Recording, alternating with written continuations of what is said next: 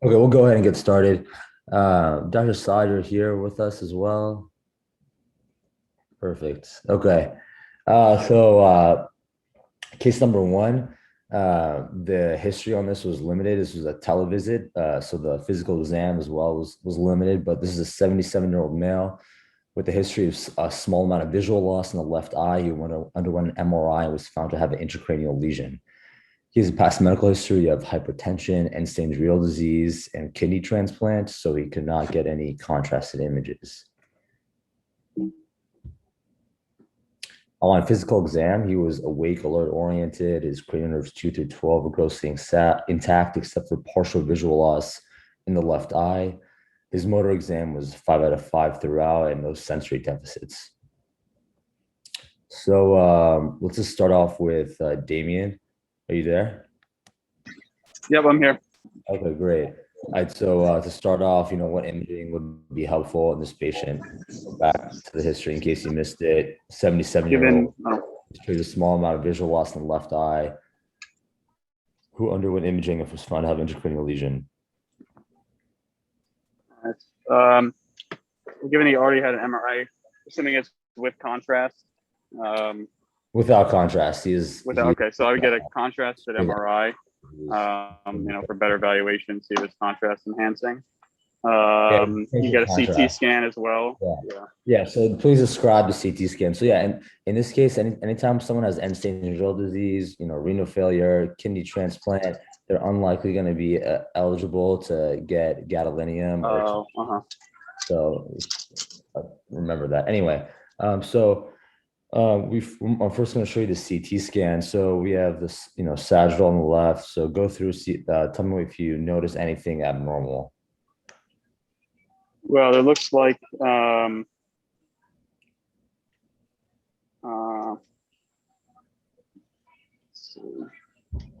the coronal, it looks like a lot of kind of hyperdensity.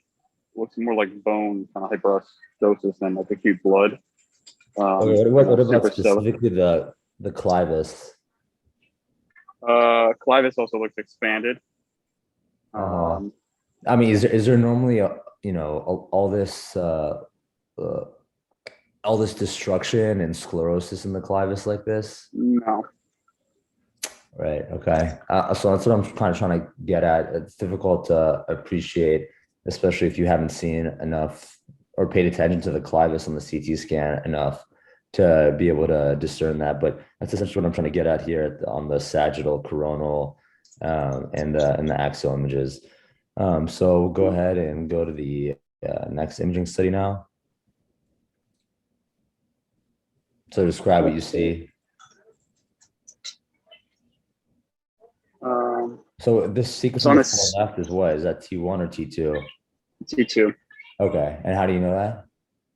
CSF was hyperintense. Right. Okay. And then what do you see in the clival region? Excuse me. It looks abnormal. It looks like there's like almost looks like some sort of infiltrative lesion, within that kind of clival area. Right. So it's like kind of multilobulated, bright on T2.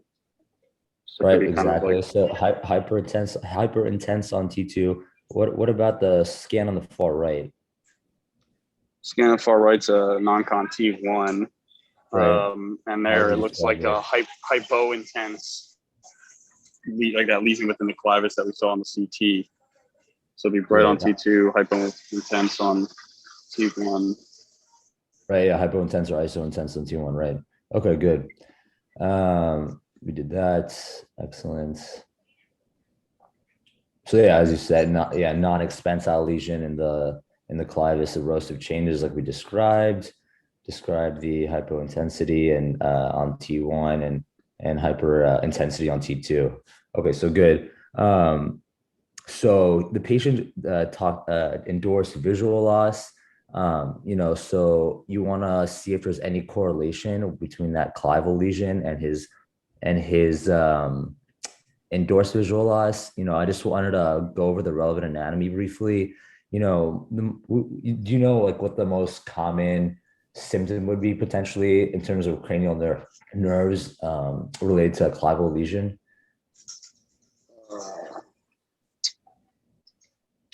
I would say maybe abducens. Right. Yeah. So that's why I put this image up here. So yeah, more likely like a sixth nerve palsy.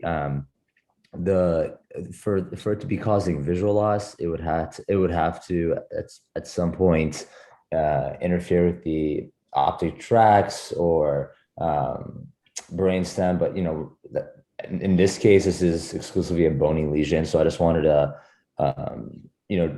show you that in terms of the relationship of the cranial nerves, cranial nerve 2, all the way up here where the chiasm is, and the abducens nerve and its relationship to the clivus. So something to think about when you're talking to patients. They may ask you, are my symptoms related to this lesion? In this case, no.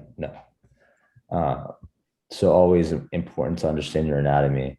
So what's your differential diagnosis?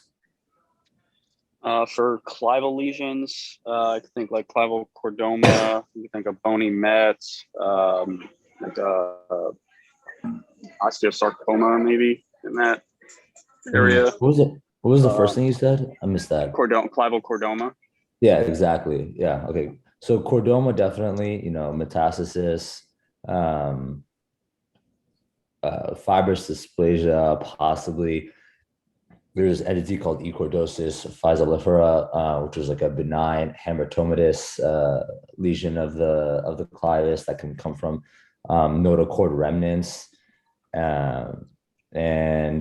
So yeah, you hit some of them. So good. So what would your goal of surgery be? How would you address this? Would you address it? Is there a need to? I mean, goals of surgery, if he has no other history of cancer or sort of lesions, you'd want to get a diagnosis, determine if this is a malignant, non-malignant, what the adjuvant treatment would be. Definitely, first goal would be to get a diagnosis, and then resect as much as you can, with the goal, like with hope of trying to restore some vision, or at least prevent additional vision loss, given the development of those symptoms. So decompress as well, and ideally get as much out of the tumor out as you can.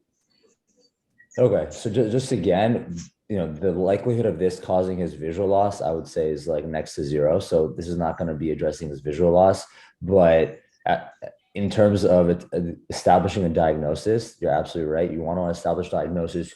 One way to guide that diagnosis is by setting frozens, so that a great neuropathologist can help us in terms of figuring out a preliminary diagnosis, which can guide your decision making in terms of how radical you want to be. Is there a specific diagnosis you're getting at in terms of making sure you do a more maximal resection of those diagnoses you brought up in the differential? Are any of those would any of those push you to be more maximally invasive, or try to achieve a gross total resection? Chordoma. Right. Okay. Exactly. And then how would you go about addressing this? What approach would you consider? You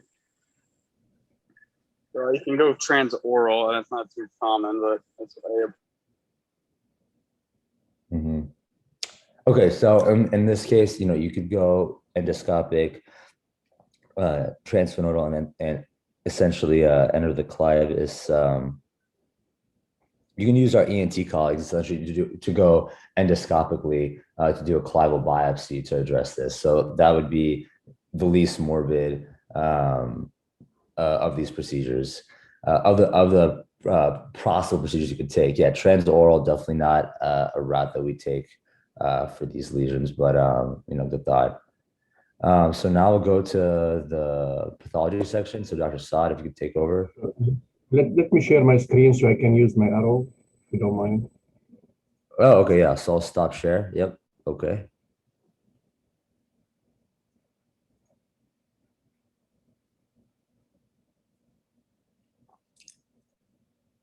Okay, so this is the specimen. You guys might think it's very small, but it's very diagnostic actually. And this is the area of interest here. The rest of it is just trabecular bone. And this is the area. So one of the buzzwords that we use in chordoid lesions, chordoid lesions is a spectrum. At one end, you have the hamartoma that you just mentioned. On the opposite hand, you have the chordoma, and in between, we have the benign notochordal cell tumor. So what is the common feature is the presence of these vacuolated cells or physalliferous cells. So this would be a very good one. The vacuoles tend to be large, occupying most of the cytoplasm. So once you hear of physalliferous cells, you think chordoid neoplasm. Another important feature here is that there is no myxoid stroma, the type of myxoid stroma that you see in chordoma. Also, if you compare the nuclear features, they're like exactly the same as if you copy-pasted the nuclei. They're same size, nuclear contour is very smooth, and the nuclear and the chromatin density is very similar. So that's what we call lack of atypia and nucleomorphism, which is very important. Also, there is no necrosis, which is at least focally present in chordoma. So now that we are suspecting a chordoid lesion, we have to confirm it. The best stain would be brachyury, which is a pan-chordoid marker, and it's a nuclear stain. You see all the nuclei are positive. So now we established it is a chordoid or notochordal tumor. Keratin also is very helpful and is positive. Ki-67 is almost zero. We say less than 1% in our report just because we don't want this case to be reviewed somewhere else. And when pathology spends like 2 hours looking for a Ki-67 positive cell. So we say less than 1%. So this is an example of benign notochordal cell tumor, which is, as the name indicates, it's a benign tumor. The likelihood of recurrence is very, very, very minimal as opposed to chordoma.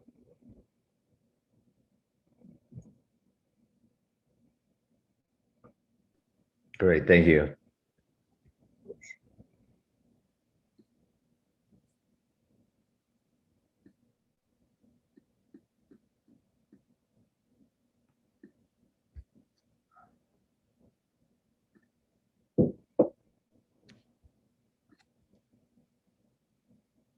Sorry, 1 second. Having some issues with this.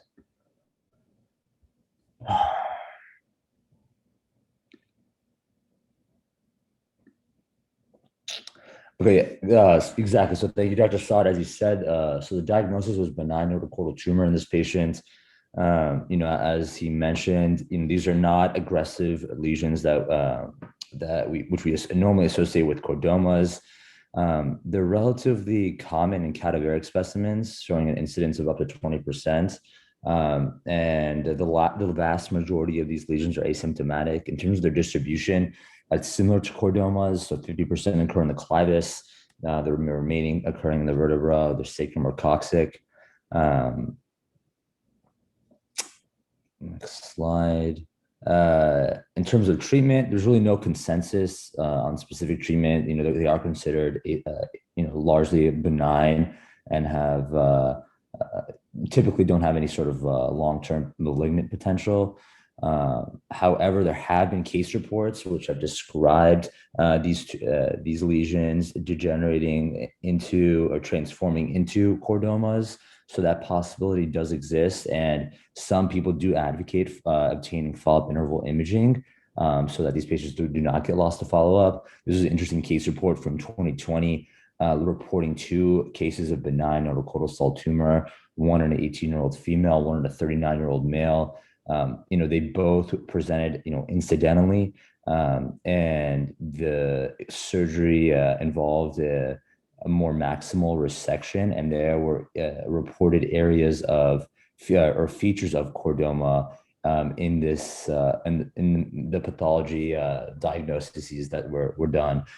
There were, again, benign notochordal tumor features, but there were also chordoma features in these 2 patients. So it's important to also realize that they can happen concurrently and or potentially degenerate into a more aggressive tumor.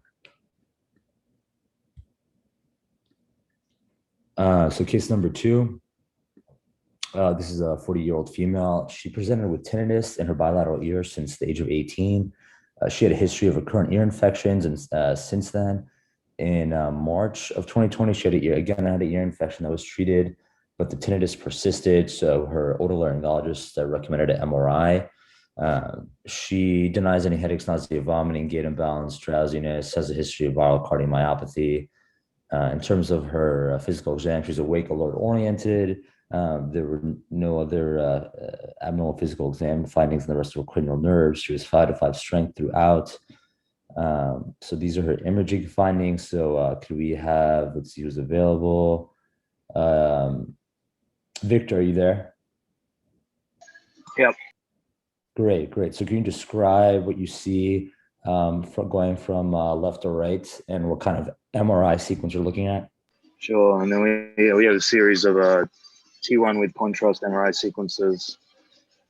Demonstrates a homogeneously enhancing, almost well circumscribed lesion located at the floor of the fourth. Good. Okay. With no obvious signs of hydrocephalus, but I need to see more sequences. Right. Okay, good.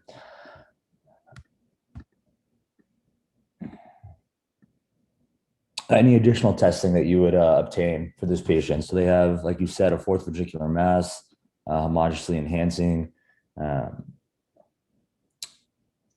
Anything else you would order? Patient's 40 years old. Any history of other tumors? Maybe a pan scan looking for a met. No, what I'm getting at is, if you're thinking fourth ventricular mass, what would be under differential first? Differentials for these include gliomas, mets,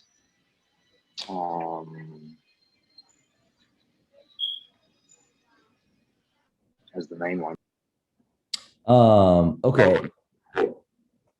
If it's interventricular like this, I think two of the first things that could jump into your head are interventricular meningioma, choroid plexus papilloma, ependymoma.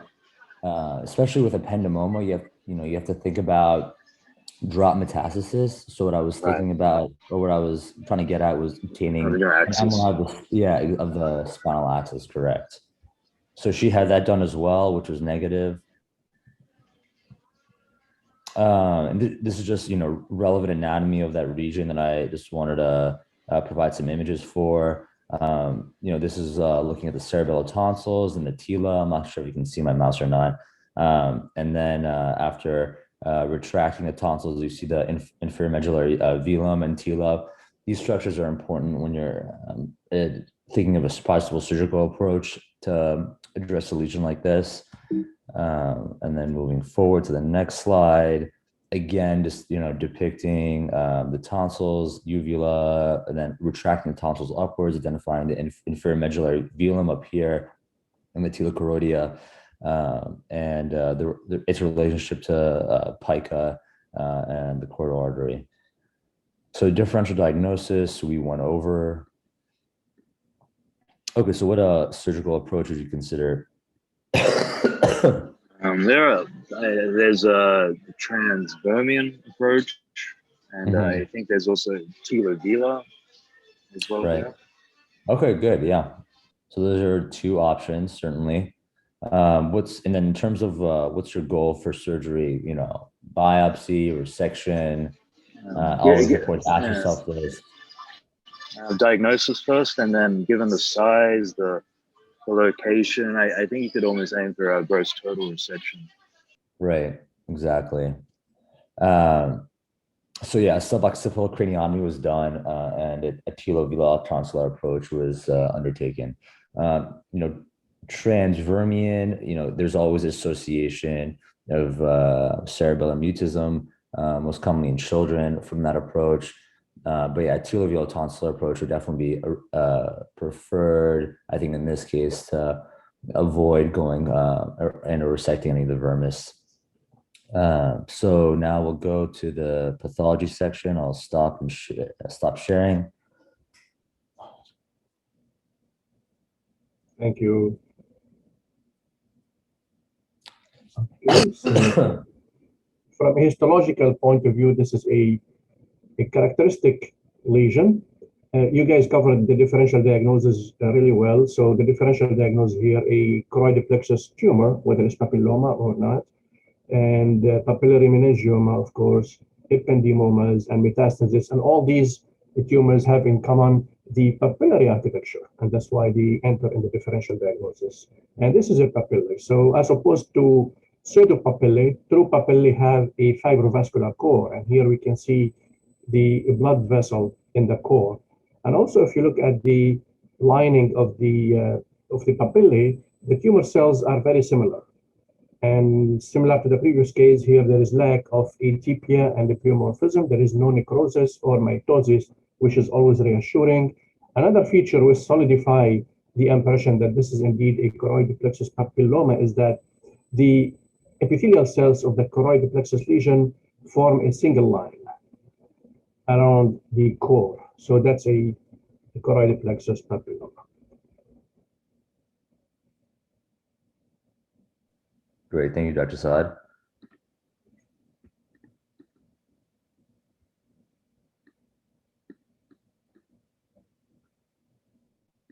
So briefly about choroid plexus papillomas, they're quite uncommon. They're considered, benign neuroepithelial interventricular tumors, and typically occur more so in the pediatric population than adults. They usually, again, in the adults specifically, is important to remember, especially for boards, are typically found in the fourth ventricle in adults, and typically in the trigone of the lateral ventricle in the pediatric population, specifically the trigone. Again, the vast majority of the supratentorial tumors are seen in children, whereas infratutorial tumors, again, are seen in adults. They're commonly present as a solid vascular tumor, and they'll often be described, especially for board purposes, as having a frond-like enhancement pattern, and at times can also have calcifications. Another important thing to remember for board examination is they can be commonly seen with hydrocephalus, and it's thought to be due to a combination of CSF overproduction and possibly decrease arachnoid granulation and resorption. Oftentimes, these tumors are very vascular as well, and they often can demonstrate a very intense vascular blush on angiography, and that's due to the enlarged choroidal arteries. So there have been, case reports of infants with these large tumors undergoing embolizations preoperatively to help with the blood loss, again, because your room for blood loss is quite limited in infants. In terms of the goal of surgery, like you said, Victor, the total excision should be the aim, and it's curative in the vast majority of patients. And there's a overall 90% 1-year survival, and then 7% 5-year survival. In terms of CSF seeding and getting spinal axis imaging, it's uncommon to have drop mets from choroid plexus papillomas, and it's far more frequently seen in higher grade tumors, so atypical choroid plexus papillomas and choroid plexus carcinomas. This was just an interesting clinical study that was done in 2020, looking at 439 patients with choroid plexus papillomas, looking at their overall survival, their clinical characteristics, and looking at the impact of current management on survival of patients harboring these tumors.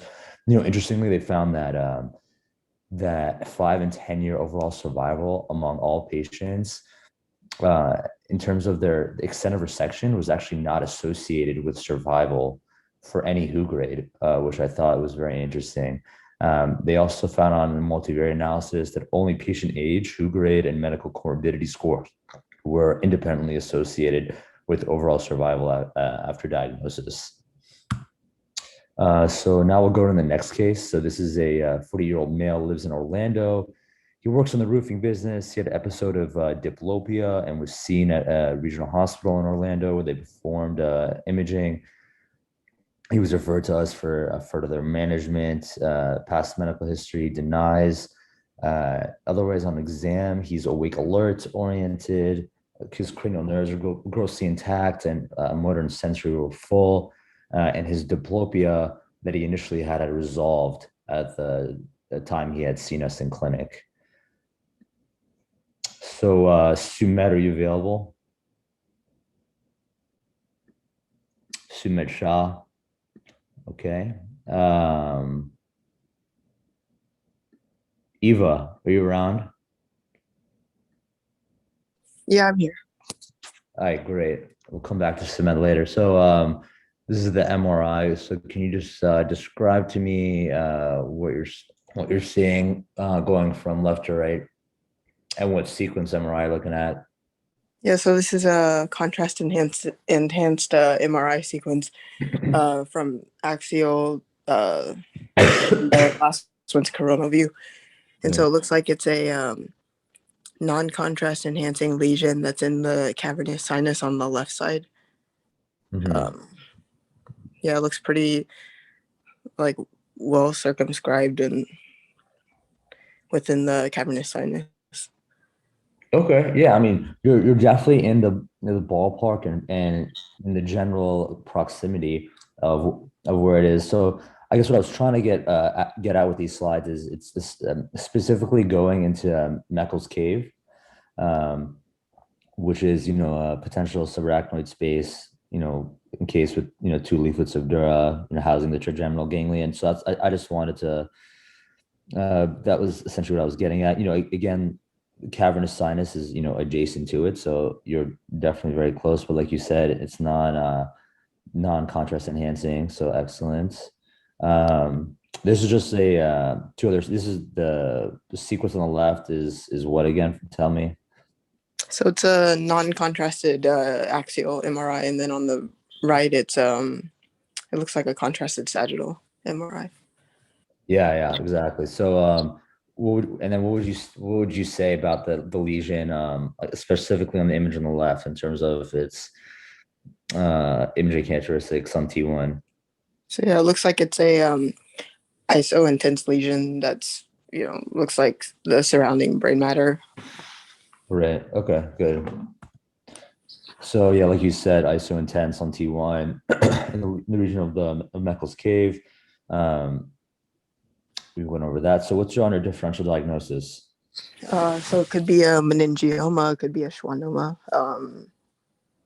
I guess those are the main two, but I guess it's less likely a meningioma because the carotids aren't really left. Usually with meningioma, the carotids are like encased, and then it can be like stenotic. Okay, right. And then because it comes out of Meckel's cave, could probably most likely a schwannoma. Right, exactly. Yeah, meningioma, trigeminal schwannoma in this case, right? Because it's coming from Meckel's cave, and less likely metastasis, even less likely some sort of vascular malformation. So now, in terms of surgical considerations, what's your goal of surgery, and if you are going to perform surgery, and what route would you take? So since he has diplopia, could be from the cavernous sinus. It's most likely from the lesion in the cavernous sinus causing compression on the cranial nerves, and so I guess the goal would be to decompress the cavernous sinus, but the morbidity of going inside the cavernous sinus and causing like more diplopia is really high, and so I think usually if there's like a cavernous sinus lesion and it's like and when you get in there and it's in between like the nerves, like the cranial nerves, and you wouldn't go in and like try to remove it all. You would just decompress the cavernous sinus, but if it's lateral to the nerves, then you could just peel it off. So in this case, it looks like it's like probably medial to the nerves, and so you would just try to decompress the cavernous sinus. The way that you could do it is you could go like subtemporal. Right. Yeah. Okay. Good. Yeah. Mm-hmm. So subtemporal middle fossa approach. You can start off extradurally. Again, the patient's diplopia actually resolves. So the goal. Oh. Yeah. So the goal, essentially first to be get a diagnosis, and then go from there, but based on your, your frozen section. But yeah. So yeah, so good. You essentially want to go from a middle fossil approach, extradurally, to target this lesion. Excellent. Okay. These are some relevant anatomy. This is from Roten. This is the yellow highlighted, that that's identifying Meckel's cave. This was actually defined by anatomists in like the 1700s. A German anatomist who first described this this anatomical area. This is again just showing the subtemporal approach to the middle fossa floor, and Kawasi's triangle. Again, this is images taken from Roten, which I thought were helpful in terms of kind of thinking of what Meckel's cave is and what it looks like, and its relationship to other important structures. Going from left to right, you see the tentorial edge, V1, V2, V3, Meckel's cave here, and then the bottom two images, more looking at Kawasi's triangle, and looking at the relationships of the segments of the carotid, vis-a-vis the Meckel's cave and cavernous sinus. So now we'll go into the pathology portion.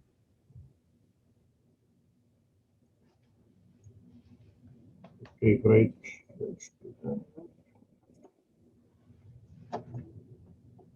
Okay, so this is the smear preparation, which we do intraoperatively at the time of the frozen section. We like to do smears a lot because, first of all, we only need a very tiny piece, literally 0.1 centimeter, and also provides us the opportunity to save the tissue, because you don't want to freeze the entire tissue and then end up with only the frozen section. So what do we see here? We see cells that have elongated to oval shape. And the differential diagnosis, as you guys mentioned, based on this morphology, is schwannoma, neurofibroma, meningioma. The permanent section shows this fascicular growth pattern, and the tumor cells on higher magnification are similar to the cells that we saw in the smear. And also there is a diagnostic feature here, which is Antony A, Antony B, or Verroquet bodies. So what are Verroquet bodies? Verroquet bodies are basically areas that are hypo or acellular, that are fibrillary, and there are some palisading tumor cells around it. The fibrillarity comes from the presence of numerous cellular processes, which form like a mesh in an area that is hypocellular. Higher magnification, this is just to show you the lack of atypia, pleomorphism, tumor necrosis, or mitosis. So this is an example of schwannoma.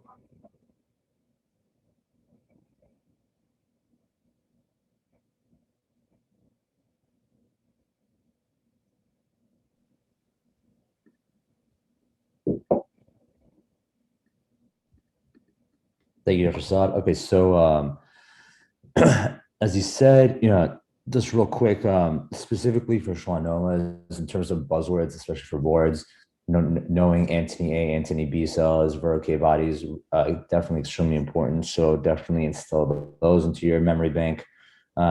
Specifically, trigeminal schwannomas, these are slow-growing encapsulated tumors of Schwann cells.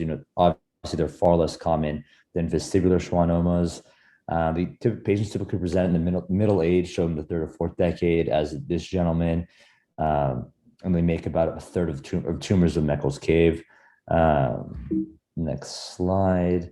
In terms of their clinical presentation, often relates to trigeminal nerve dysfunction, so having neuroanesthesia or numbness or neuralgia is most common. In terms of their morphologies, these trigeminal schwannomas can be defined as being preganglionic versus sternal versus ganglionic, so coming from the trigeminal ganglion itself, which is what we found in this case, versus postganglionic. So it's always helpful to define these lesions based on what compartment or section of the nerve they're originating from. In terms of treatment, most of these undergo surgical resection, and again, they generally are benign. And provided that, complete excision is feasible, surgery is, often curative. So when I'll go to case number 4. So this is a 71-year-old male with a 2-year history of lower back pain, left leg weakness. He also reports a 1-year history of urinary and bowel incontinence that seems to be unresponsive to medical management. He also notes some weakness that is affecting his walking as well. Past medical history of high blood pressure and GERD. On exam, notable for left iliopsoas weakness, which was graded at 4 out of 5. He's otherwise not hyperreflexic. No signs of myelopathy, sensation, cranial nerves intact. Okay, so Turkey, are you there? Yeah, I'm there. Perfect. So can you go over first, what sequences we're looking at and what you see on imaging? Sure. So the image on the left is a T2 SAG lumbar spine. I can see there's a hyperintense lesion below the conus. It seems to be intradural and definitely, extramedullary. On the right, it's an axial lumbar spine 2. The lesion is intradural, hyperintense as well. So differential could be. This is one more sequence to look at as well. Okay. And you said intradural, and is it intradural, extramedullary, intradural, intramedullary? No, it's intradural extramedullary. Excellent. Okay, good. Mm-hmm. So yeah, go ahead. And then this is obviously what kind of sequence we're looking at? Yeah. So this is a fat SAT, axial and sag lumbar spine. So it seems that this is post-gadolinium, just to clarify. So this is gadolinium. This is the gadolinium enhanced scan that we're looking at now. All right. So it's enhancing with GAD. So it could be ependymoma, or it could be. So ependymoma would be my number 1 choice, especially the phylum subtype. The other. Can you be a little more specific? So, So what do you typically see at the level of the conus or phylum, in terms of that one of the words is indeed ependymoma, but I'm specifically talking about lesions of the conus or phylum are classically what ependymoma? You're missing one of the words that's critical. Yeah. Myxopapillary. Okay, so myxopapillary ependymoma, ingrain that in your head. You'll definitely see that on board examinations at the level of the conus. Most common. So yeah, go ahead. And what's the rest of your differential? Yeah. So for intradural extramedullary schwannoma, you can have meningioma, neurofibroma. Also, you can have Mets, even though it can be both extra and intra. Right. Yeah. Excellent. Okay, no, that's good. Obviously, and then one of the other things, paraganglioma as well. But yeah, you definitely hit most of them. Excellent. And also, in terms of surgical considerations, would you offer surgery? If so, what would be your surgical approach? Yeah. So imaging. Yeah. So the natural history of this tumor, by the time it can cause urinary and fecal incontinence or retention. So I would definitely operate on this. My approach would be just, L1, L2, or just L1 LAMI, and then partial L2 LAMI, and then I would resect the tumor. So it wouldn't grow bigger and wouldn't be, stuck to the nerve fibers, and it's going to be a difficult case in the future. So I'm just going to resect it while it's at this stage. Right. So and in terms of like surgical planning, would you have anything else in the room or available? Yeah, I would have pre-op, intra-op. What would you tell the neuromonitoring colleagues that you have that are doing evoke potentials? Anything in specific?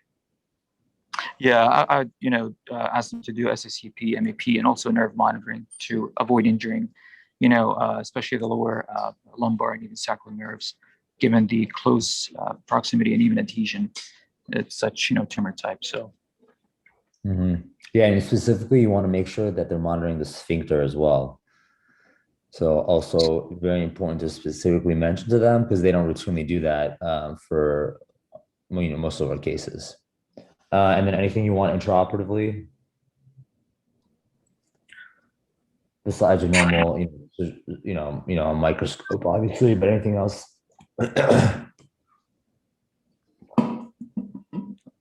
So I'm getting at just also having an ultrasound also available intraoperatively to delineate the borders of the tumor as well would also be helpful. perfect. Okay, so approach was the thoracic 12 to lumbar 2 laminectomy. We will, for intradural tumor resection, I'll stop and share.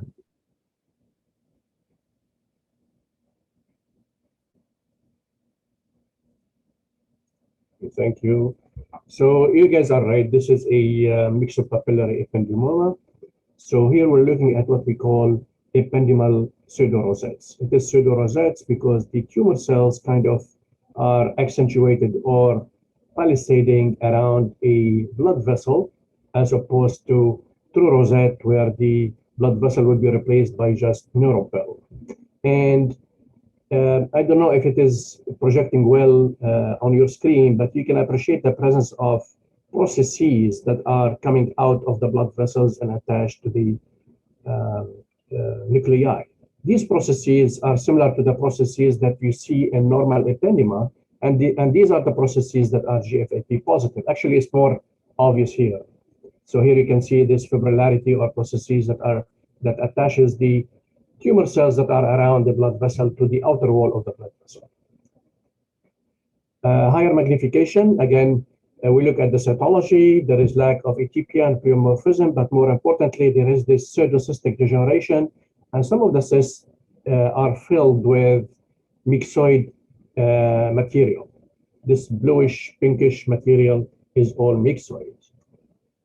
Higher magnification, again, just to show you the fibrillarity and the lack of atypia and pleomorphism. GFAP is positive, more so in the perivascular fibrillary structures, which is characteristic of ependymomas, and also Alshan blue, which is stained for myxoid tissue, shows you the abundance.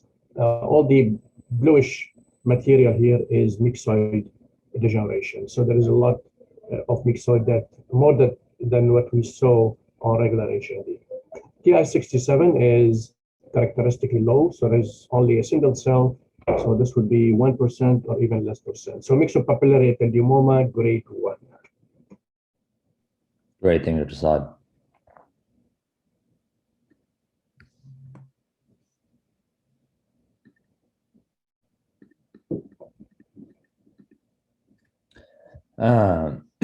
So yeah, as Dr. Prasad mentioned, this is a myxopapillary ependymoma.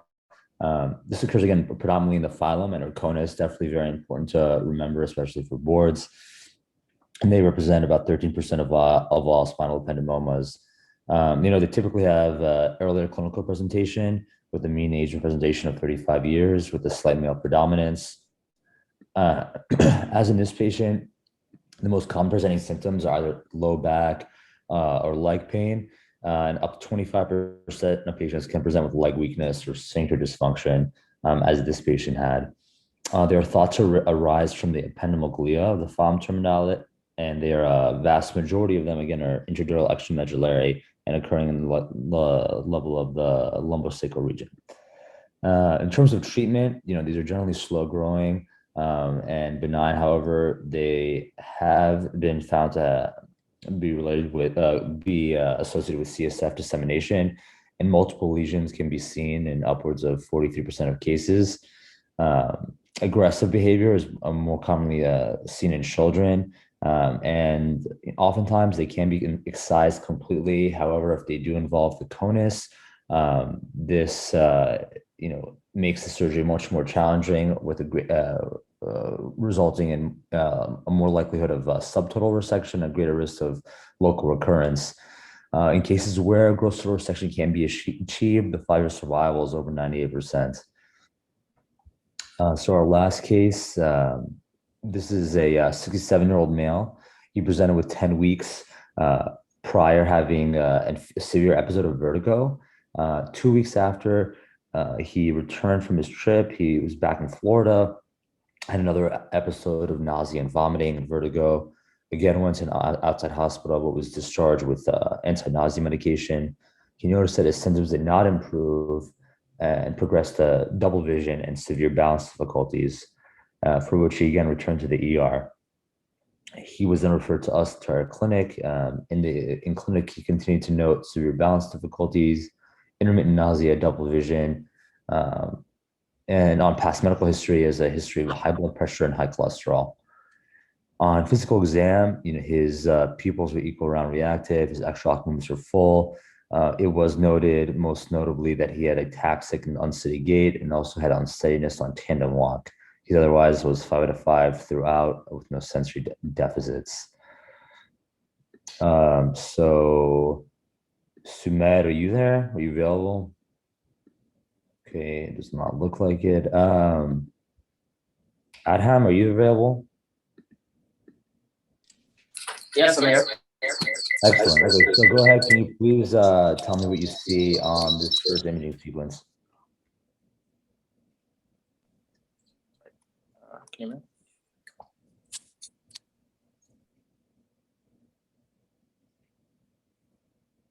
Hello, are you there? Oh, sorry. Trying to figure it. Yeah. So on the CT, I see a mass in the so you asked on what's the types of CTs I'm seeing. So I see the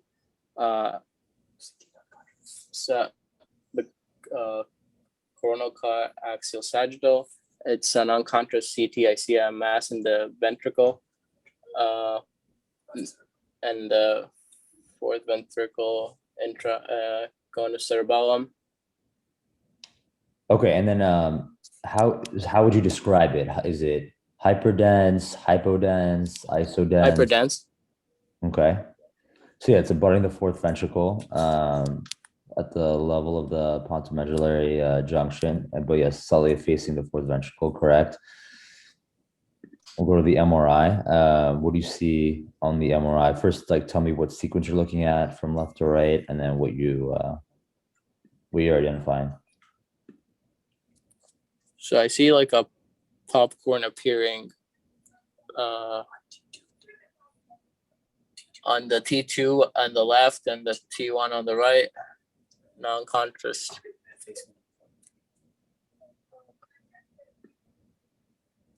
Okay, yeah. Whoever is whispering answers is doing an excellent job. We see, Yeah. not a problem. I'm not getting it. Not a problem. We're all learning. Yeah. So yeah, this is on the left, right? You have axial T2. Again, yeah, you see this lesion again abutting the fourth ventricle at the level of the brachium pontis. Again, on the far right, you see it's hyper intense. Again, yeah, a popcorn appearance is associated with what typically?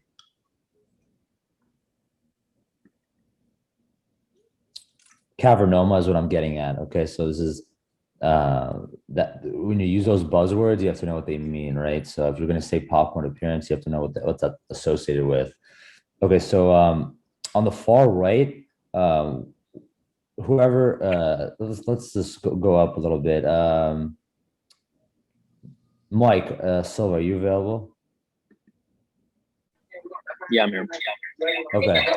What do you see on the far right? We've established this popcorn appearance, but I'm trying to highlight something around the fourth ventricle that this is often associated with this lesion. Yeah, it looks like there's a DVA there on the left side. Right. And what does that stand for, just for people who don't know? It's a developmental venous anomaly. It usually has like a Medusa-like nest of veins that drain into a larger vein and drains normal tissue. And so you want to be careful with resection, you want to be careful to preserve it because you could cause an infarct if you disrupt it. Right. Perfect. Okay. Adam, I hope this is the first month, so I don't expect you to know all this, but Just remember that, with Cavernoma specifically, we are often associated with developmental venous anomalies, and it's important, important Herosian teaching that we try to preserve that structure. It can often provide blood flow to eloquent structures, and specifically, we're looking at an area of, the brainstem, the pontomedullary junction. So we want to recognize when those developmental venous anomalies exist, which you can see on the far right image. So good. So Mike, let's just stick with you. Okay, so we've established one diagnosis in the differential. Is there anything else that you would consider? I mean, I guess along the spectrum of, vascular malformation, consider a small AVM. I mean, Cavernoma is definitely the highest in the differential given the appearance. Right. Other possible things, I agree with you, less likely metastasis, obviously lesions abutting the fourth ventricle, ependymoma, ependymoma. Obviously that's not in this case. One important thing I wanted to bring up, just to go back to one of our first cases, an important way to differentiate between ependymoma and subependymoma is subependymomas are non-contrast enhancing. So also tuck that away into your memory bank. Also shows up on the boards quite frequently. So like you said, this is a Cavernoma. In terms of like classic radiographic findings, before we get into the path, I just wanted to again highlight these buzzwords. This showed up a lot on our board exam this past year. They're typically characterized as having a popcorn or berry appearance, and they typically with the rim of signal loss due to hemosiderin. And then oftentimes we use the GRE-T2 sequence specifically. So remember that GRE-T2 and SWI sequence, which can really pick up any prominent blooming, and is also useful for detecting smaller lesions in patients with a history of multiple cavernous malformations. So in terms of surgical approach, what would you consider, Mike? Do you mind going back to the imaging? Yep.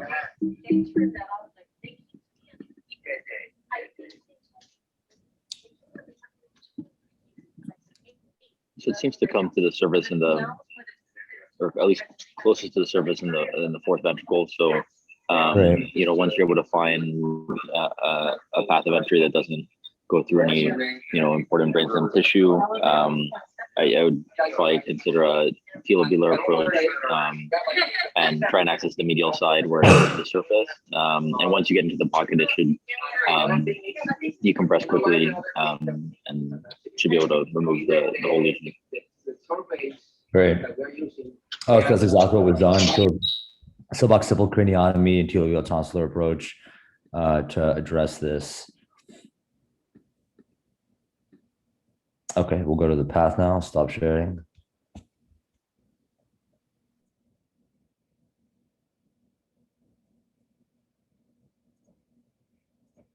Thank you. So this is the lesion at low magnification. You can appreciate the presence of multiple venous structures. It's very important to notice that the vascular spaces are not anastomosing, and this is how we distinguish between benign and malignant vascular lesion. Closer look, you can see also that the wall is very thin. There is evidence of microscopic bleedings by virtue of the presence of this hemosiderin pigments. And there is a little bit of reactive astrocytosis around the lesion. And there is evidence that the lesion had some areas of infarction. So this is necrotic part of the lesion. And you can see a ghost vascular wall here, which is pretty much dead. So this is vascular malformation, venous type, previously known as Cavernoma.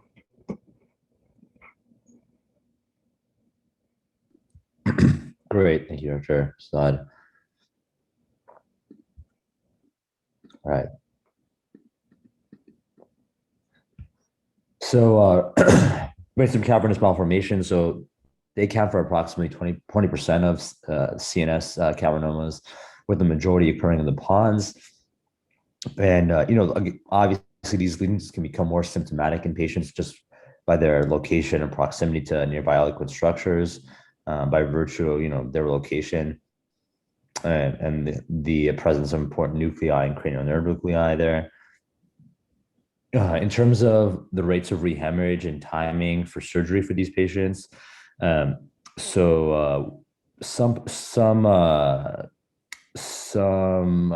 groups have commented that there are up to 46% of patients develop rehemorrhage within 6 months. Another group, Barker and colleagues, report a risk of rehemorrhage of 2% per month for these brainstem cavernomas for the first 2 years after initial hemorrhage. So that's, the primary fear, that these will continually bleed and rehemorrhage. Then it comes into question when to intervene surgically. I would say, in terms of, a good approach or criteria to use to resect these lesions, typically, if you can wait for the lesion to abut the, peel or ependymal surface, that obviously is ideal, so you don't have to transect through normal brain tissue. Obviously, if the lesion has produced multiple hemorrhages and is causing neurologic deficits, that's another indication to surgically intervene. There's also great literature out there in terms of safe entry zones for brainstem lesions. This one was a little bit more straightforward, given the fact that it was slightly exophytic, abutting the fourth ventricle, and a T-lobular approach was able to be used. However, it's good to be aware of the other approaches that could be taken to resect these lesions. And in terms of other important details to remember for board specifically, the cavernomas have now been associated with 3 genes specifically, which have been linked to loss of function mutations, and these are important to remember for board purposes. So CRIT1 or CCM1, CCM2, and CCM3. So put that into your repository of facts. Also linked to cavernous malformations. This is a sub breakdown of the subtypes. This is from Greenberg. So this is again demonstrating that CCM1 is also more common in the Hispanic population. So again, something good to be aware of when counseling your patients. And that is all we have today. Thank you so much for your attention. Thank you, Dr. Saad from pathology. Thanks. Have a good day. Have a good day. Thank you.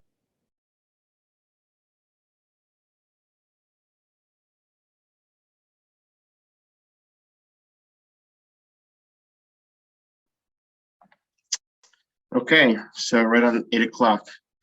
I think I'll just get going before we lose too many people.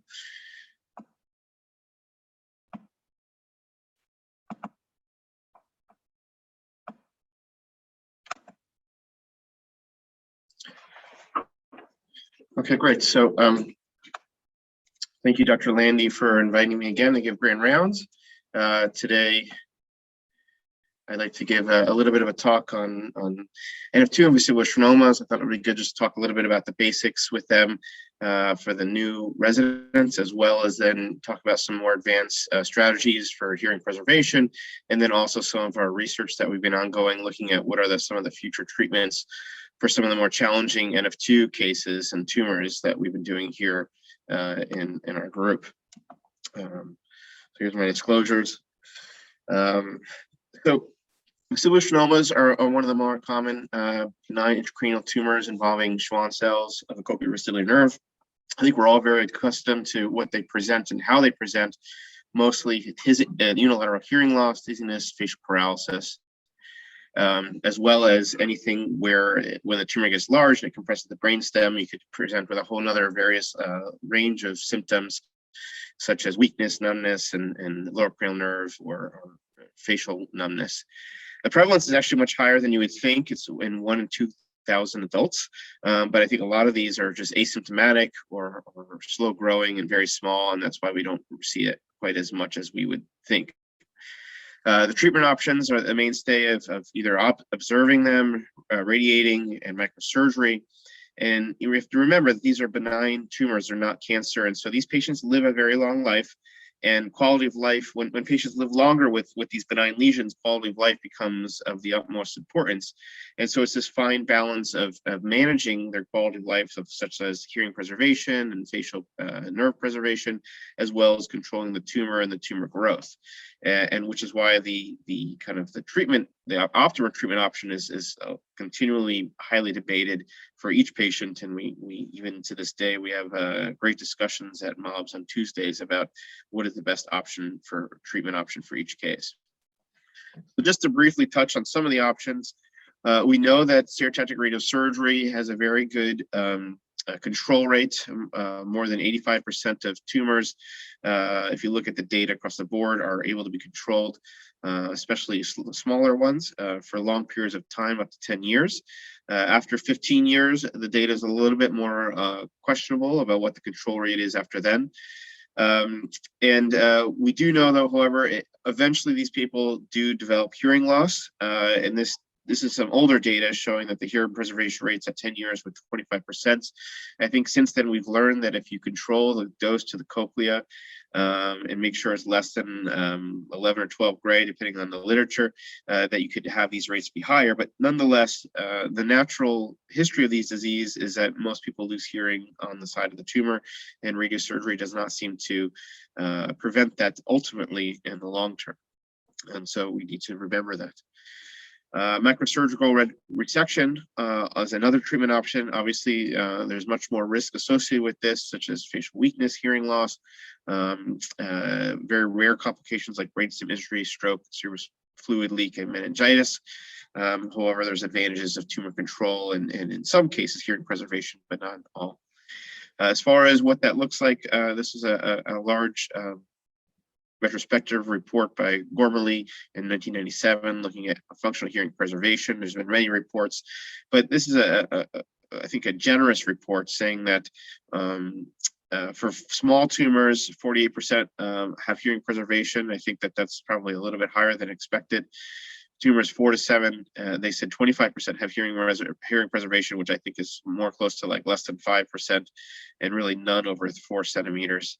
It's much more complicated than ever putting a size of tumor to how their hearing preservation or rate of hearing preservation after surgery would be. It's the shape of the tumor, how much fundal impaction they have, which is the amount of the tumor that's invading lateral into the IAC, and then does it extend into the cochlea itself, will definitely complicate the ability to preserve hearing in these patients, even with very small tumors. And is there erosion of the IAC or the organ of hearing? So what is the actual mechanism for hearing loss? We know that many patients that we see, they lose hearing with unilateral schwannomas or bilateral, and it's not just a very simple equation as to as the tumor grows, you lose hearing.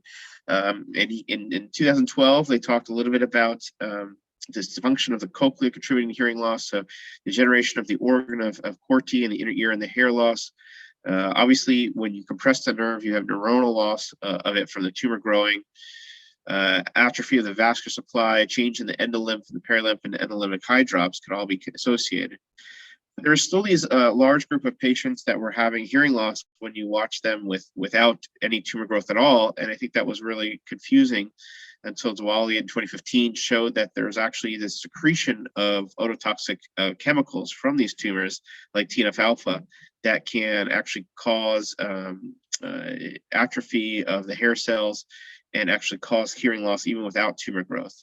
They actually also proved in this paper with a murine model that FGF2 is otoprotective, indicating that maybe in the future there will be ways for us to give targeted therapies to these patients with non-growing acoustic neuromas to kind of protect their hearing long term, besides doing something like surgery.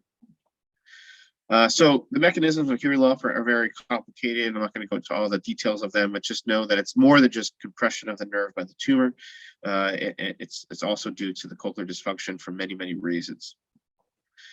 So what do we do for treatment of these patients who have small tumors and who come into the emergency room with unilateral hearing loss? We don't see a lot of these because a lot of them go right to ENT, but I do see occasionally these patients come to my clinic. I think if it's within 2 weeks and they have a small tumor, we give them high-dose steroids. And this is a study in 2003 that shows that you can have significant improvement in hearing loss of up to 38% of kind of sensorineural discrimination, hearing discrimination with steroids alone. Other treatments that we use besides would be Avastin. We use this a lot more in NF2 patients, but you can use it for residual as well. And there has been reports showing that you can get hearing improvement in up to 57% of patients and stabilize that hearing for up to 1 year after treatment. Now, obviously, we know that Avastin has a lot of complications with the drug itself that are side effects, and therefore the risk and benefit profile needs to be carefully looked at. So that brings us to kind of the treatment of NF2, which is really the next step of complexity with vestibular schwannomas. We know that NF2 is an autosomal dominant disorder, which people develop bilateral schwannomas, vestibular schwannomas, as well as many other intracranial and spinal tumors. They eventually all become deaf because 95% of them end up developing bilateral vestibular schwannomas. The tumors tend to be a little bit more aggressive. 50% of them have meningiomas. It's more rare, 1 in 33,000 patients. And now you're talking about these patients develop many tumors over their life, and so the focus of treatment really relies on much more on preservation of function rather than tumor control. And in many of these patients, even with the tumor growing slightly, we sometimes watch them because we want to preserve function as long as possible, especially their hearing and facial nerve function, rather than trying to be aggressive with surgery up front, which means that off-label chemotherapy becomes kind of more of a treatment option. So again, we talked about NF2 gene mutation of chromosome 22q2 affects the Merlin protein. This is important for the boards. 50% are familiar, 50% are spontaneous. Life expectancy is around 38 years. So what are the treatments? Typically, we talked about chemotherapy. There's many clinical trials, which we'll talk about shortly, but we know that Avastin, which is an anti-VEGF antibody, is one treatment option that can temporize your hearing loss as well as the growth of the tumor. Radiation, CyberKnife, GuideKnife also, in some cases, are able to control the tumor significantly. And really the last resort, which is after they've lost of function, is microsurgical resection. And this is just one case. I'm going to talk a little bit later about them. Again, so this is another classic case here, just some examples of a patient who has bilateral vestibular schwannomas. The reason why these tumors got so large is because you wait until the patient loses function and then you take out the one that you feel like is most symptomatic. So in this case, it was taking out the large lesion compressing the brainstem. And it's impressive on how some of these films look, where the brainstem is just extremely narrow and these patients are still walking and talking without really anything except for hearing loss. Now, when patients present with really small tumors and vestibular schwannomas, the treatment option becomes much more complicated, and the decision-making requires a team approach, which is what we use here. So the hallmark figures, so let's see who else is on today. Call some of the residents. Maybe Mike Silva. What are some of the other hallmarks of NF2? How about Aria? Oh. Or Mike? I'm here. Yeah, Sorry. yeah. NF2, you get cutaneous neurofibromas, axillary freckling. You get ocular findings as well. I believe it's leaf nodules. And you can also get meningiomas and other. One more tumor. What's one more tumor in the spine that you'd get?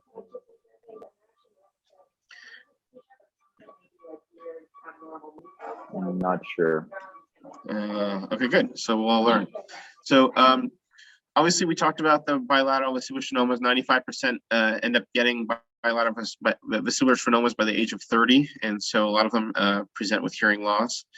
Monitoring and treatment is obviously monitoring their hearing function very carefully and encouraging them to basically learn lip reading and speak and sign language earlier, masking their tinnitus, and then hearing restoration, hearing rehabilitation is also options. There's hearing aids, bilateral hearing aids, across a hearing aid, which will bring hearing from one side to the other if you have unilateral hearing loss, bone anchored implants, auditory brainstem implants, and cochlear implants.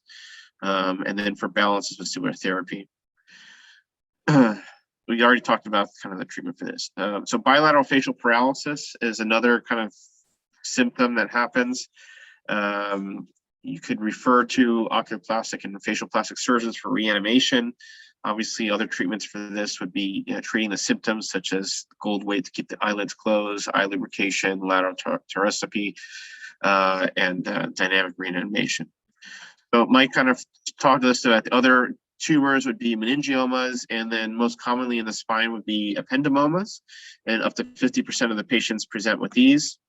Obviously, we're very familiar with what the symptoms of these patients would present with.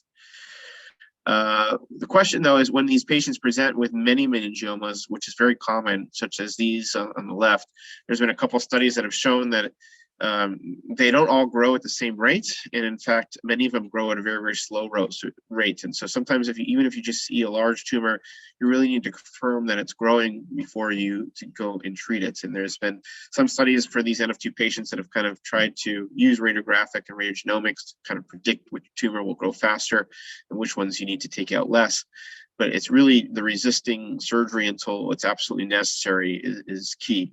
And for many of these cases, you know, for instance, this tumor here that's invading the entire sagittal sinus is less than ideal to be jumping on earlier than later. I think we're all very familiar with the treatment of meningiomas, so we'll go through that. Ocular manifestations, also what Mike talked about, cataracts, central cataracts and wedge cataracts, also posterior subsacral lenticular opacities can occur. Very challenging because a lot of times these patients are already deaf, and so now if they lose their vision, it becomes very, very challenging for them to live life. And so you need to have an early kind of evaluation ophthalmologically to make sure that these are followed. Additionally, you could have hematomas in different areas as well. Optic nerve sheath meningiomas is another type of meningioma that's more common than not in these tumors. Again, surgery is not the typical first option for these. And many times we try to watch their vision very carefully, observe them and observe them as long as possible until they really have severe symptoms before considering treatment such as radiation or surgery. Cutaneous manifestations, as also Mike talked about. So cutaneous plaques of the forehead, pigmented and raised. You could have subcutaneous nodular tumors involving the peripheral nerves. Again, patients will see dermatology and neurosurgery for the symptomatic lesions. So diagnostic criteria for NF2. These are the kind of the board questions. So if you have bilateral vestibular schwannomas, you have NF2, a first relative, and one of these other types of tumors, or if you have a unilateral tumor, and any two of these, which is the third column here, meningiomas, schwannomas, gliomas, or if you have multiple meningiomas and are have one of these other things. So it's a little bit complex, but make sure you know that for the boards. So screening, what do we do for these patients that present with NF2? Eye exams, neurological exams, hearing exams, genetic testing, and then cranial and spinal MRIs at the age of 10 and then every 2 to 3 years after. And so when do you order genetic testing for these patients? When you have a first degree relative with NF2, when you present with these multiple tumors, individuals with cutaneous schwannomas, and then this is the last one that I think is most important, is when you have patients that present at young age with just one tumor. So if we have a patient with a vestibular schwannoma that presents in their 20s, we automatically will get them, or a meningioma, we automatically will send them for genetic testing. And it's not enough to just send the tumor for NF2, because the tumors can or cannot have an NF2 mutation doesn't mean that the patient will have NF2. It needs to be from serum itself. So here's a case presentation. One of our patients that presented with NF2. The patient had hearing loss. She was a little bit atypical because she was an older presentation. She had a left vestibular schwannoma resected many years ago, followed by gamma knife. And this resulted in basically hearing loss on the left. And then she was followed. In retrospect, if you look back on the 2010 scan, you can see that she had a small vestibular schwannoma here on the contralateral side, and that continued to grow, and she has some mild hearing loss. And she was treated with CyberKnife in 2015. There's some promising results here in 2016. You can see necrosis in the middle of the tumor, but despite that, it ended up growing and then continuing to enlarge. At this point in time, she presented to us with hearing decline in the right side. And here is what her audiogram looks like. You can see there's some subtle hearing loss decline from 2018 to 2019, but still had good word recognition score of about 85%. And we recommended chemotherapy at that time with Avastin. Unfortunately, because A, she didn't want chemotherapy, and B, her insurance didn't cover it, she ended up not getting it. And then essentially her audiogram looked like this, which would essentially have complete deafness very soon after. And so the treatment at that point in time was not only to remove the tumor that had been growing and already refractory to surgery, to radiation, but also what can you do for hearing restoration?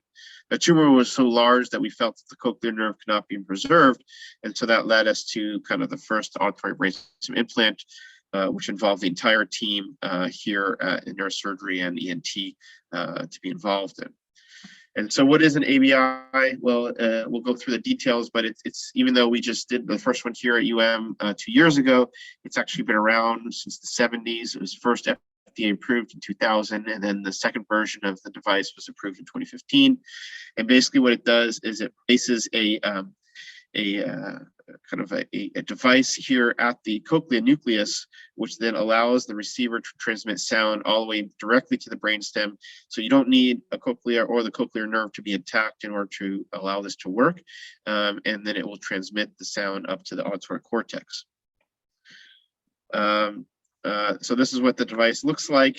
You have this is all internalized here underneath the skin. This is the receiver, and then you have the paddle, which has 21 electrode rays. It's very, very small. And then you have an external device here that goes on the outside of the patient and kind of ends up looking like this. So looks very similar to just a hearing aid, but you have an additional device here with a magnet that will kind of connect to the receiver intracranial and the subcutaneous tissue that will then go to the paddle. This is what it looks like in my hands. You can see it's very small. And then when we place it here, so what is it used for? Basically, it's FDA approved for anybody greater than 12 and people who have NF2. Unfortunately, it's not insurance approved for unilateral hearing loss, only for bilateral hearing loss. And so we only choose to place it for patients NF2 and tumor growth that's already been refractory to other treatments. And when surgery results in deafness, it's best to place it at the time Post office being registered, new patient walked in. It's an employee. You have to see MRI under. It requires a multidisciplinary team, of which we are very lucky to have all of these excellent people here at the UM, and it really is a team effort. So when you do place it very, very carefully near the foramen Volushka, kind of at the ventral cochlear nucleus, which is right above kind of the ninth nerve. But when you're placing it, the paddle is quite large. And so you need to make sure you understand when you stimulate that you could have many, many side effects, and you test this in the OR. And so it's important to be monitoring all of the cranial nerves around the paddle so that when you stimulate, you could actually help guide you into the correct location. And these are just some of the side effects you could see when you do stimulate. The most concerning one is when you stimulate the vagus nerve, which could cause significant bradycardia or tachycardia, as well as really significant changes in blood pressure, which is why the anesthesia team needs to be very well aware of when you're placing and stimulating these. Incision for these are a little bit different than your typical kind of vestibular schwannoma case because you need to make the large room for the receiver. And so these are the first two patients that Dr. Jin and I did. And you can see how the incision kind of was planned here with this kind of L shape. These are just some intraoperative pictures of doing the translab. resection. This is anchoring of the receiver here. You just kind of make some small divots in the bone and then secure it with a proline. This is the opening of the translab. Here's the sigmoid transverse sinus. And then after this, you kind of carefully place the paddle into the correct location. And then after this, the landmass and the placement are the lateral recess and the choroid plexus of the foramen malushka, in order to place it along the ventral surface of the cochlea. Once it's placed, then you stimulate in the OR in order to check the different kind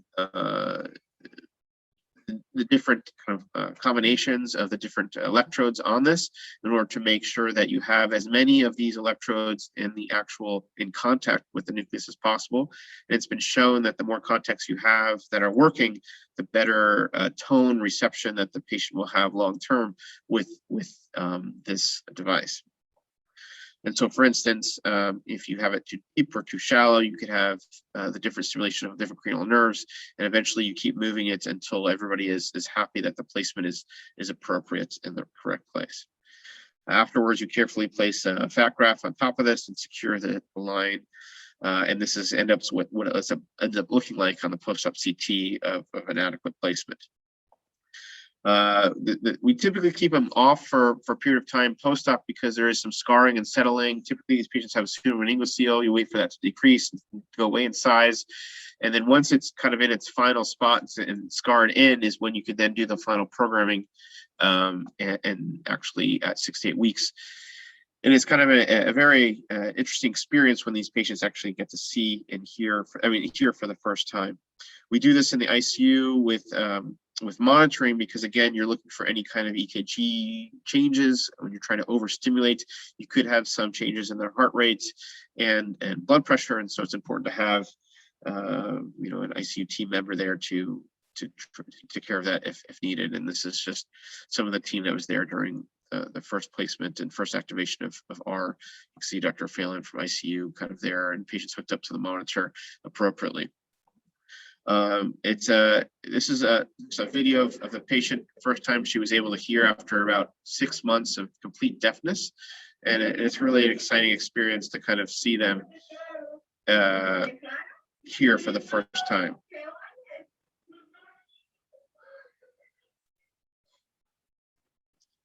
So she's just crying, and then we're testing immediately her ability to kind of do lip reading with hearing, which increases her ability to kind of understand communication significantly right from the first couple hours after the stimulator is turned on. And even with covering up your mouth and just actually listening, in this patient, she was able to understand. So not all vestibular schwannoma patients or NF2 patients just present with vestibular schwannomas. As we talked about, this is another complicated patient who's got 2 bilateral vestibular schwannomas, multiple meningiomas, and also a spinal ependymoma that was resected, and now a cervical medullary junction ependymoma that was here. And he presented with headaches and hearing loss, hearing loss that was stable, but otherwise intact. And so let's see who else is on right now that we could ask. Maybe Evan, are you there? I'm here. Yeah, so and this patient here, 26-year-old, really his number one symptom is headaches. Hearing loss is there, but not really changing. What would be your plan of management for this NF2 patient? Well, I mean, I think in general, this large right-sided meningioma looks like it may need to be dealt with before we do anything else, right? I mean, I think that seems to be his probably primary issue. Yeah, I agree. And that's what we did, a large right frontal lobectomy. You can see here's the post-op scan.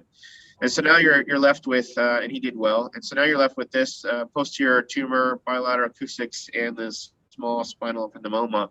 What would you do next for him? Do we know what grade the meningiomas are based on? It was grade 2. Grade 2. Okay. And how bad is his hearing loss his bilateral hearing loss? Yeah, he has about, at this point in time, he had about a 75% word recognition score on the right and no hearing on the left. No hearing on the left. Yeah, I mean, I guess, you know, in general, it's probably he's going to need some type of adjuvant radiation therapy to this area here where the meningioma was resected, and then, you know, this smaller meningioma parafalcine probably should undergo radiation as well. Although if it's a grade 2, it may be better to resect it. In terms of his hearing loss, I mean, you know, I think you know, stereotactic radiation to these lesions is, you know, reasonable. Although, you know, eventually I think that means that he will have no, you know, he'll lose both hearing in both ears, you know, at some point. The other option is potentially, you know, resection of this left-sided one because he still has, he has hearing loss completely on the left side, correct? Yeah. Yeah. So, I mean, I think, you know, then the question is, do we treat the right side to prevent him from having further hearing loss on that side?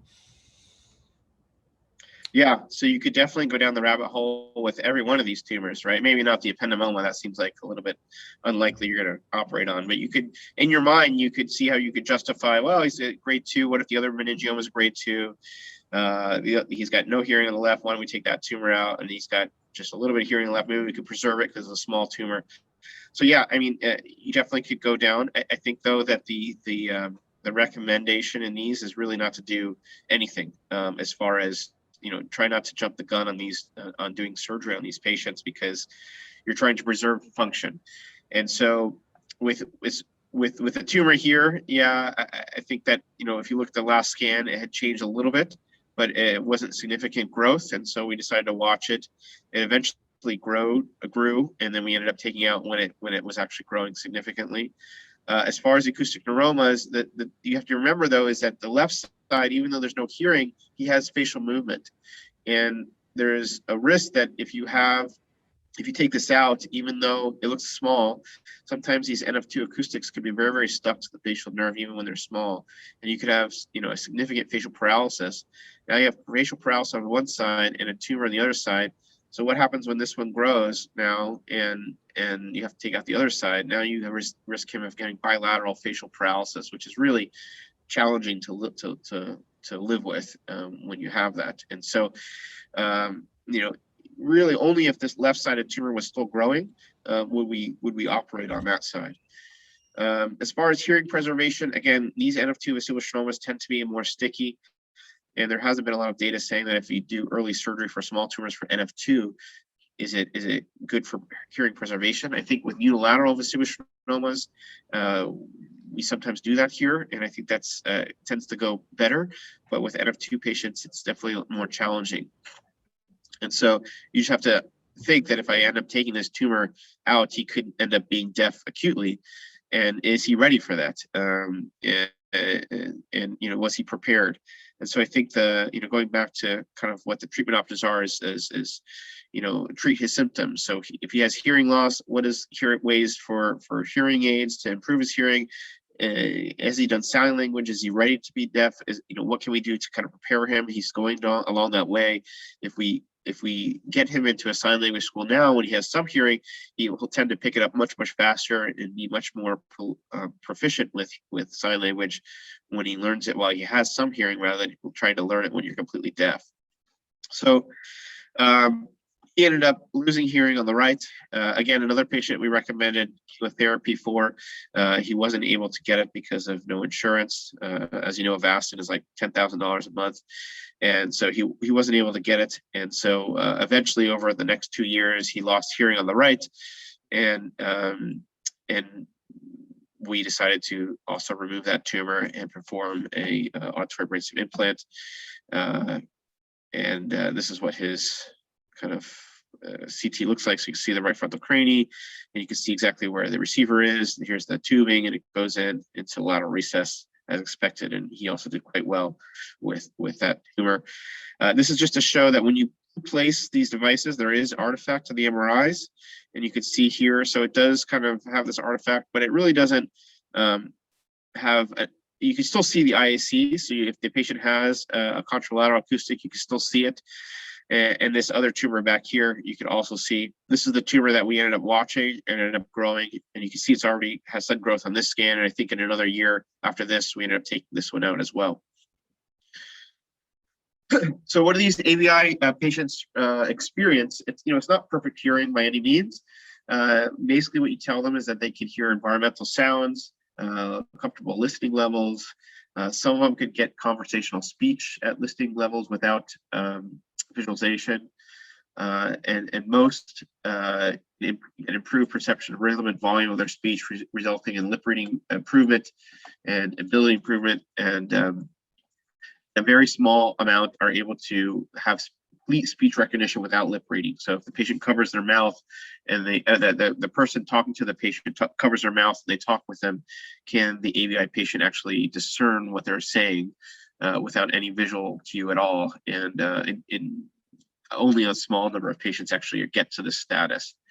But I think in all these cases, it provides significant benefit. I mean, just hearing some tone itself will cue the patient to look at a person that's talking to them and say, "Oh, this person's actually talking to me. I need to listen, pay attention to the lips."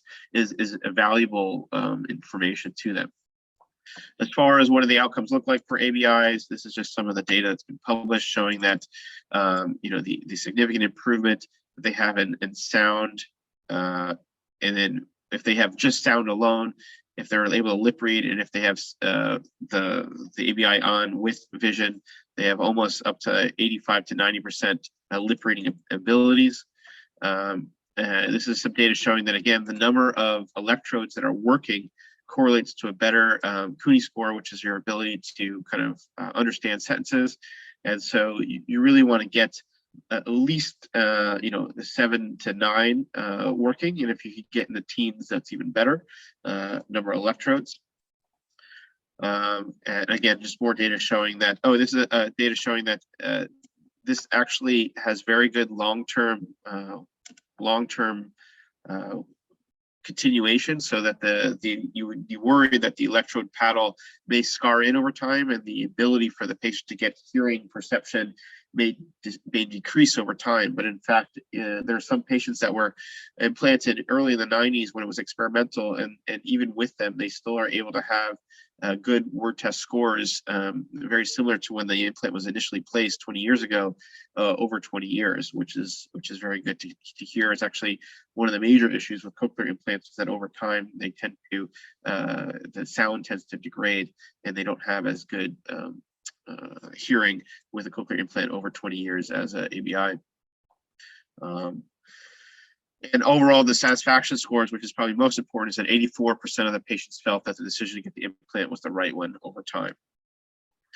So, so that kind of as a whirlwind of that. But as far as future treatment of NF2, we know that obviously we're far from the ideal treatment plan. I mean, these are kind of just patchwork plans that we have so far, and it really will take precision medicine and much research to improve the treatment of NF2. And as we talked about NF2 in the past, it's a tumor suppressor gene. So when it's mutated, it means that these tumors grow much faster.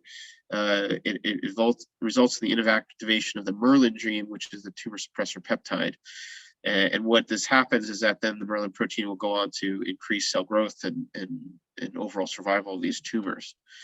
And so if you look at what the function of the Merlin protein actually does, it's extremely complicated. And so I'm not going to go through all the pathways, but just know that the reason why we don't have a really good effective treatment for these tumors yet is because these pathways are very complicated. So the Merlin is involved in the tyrosine kinase pathway.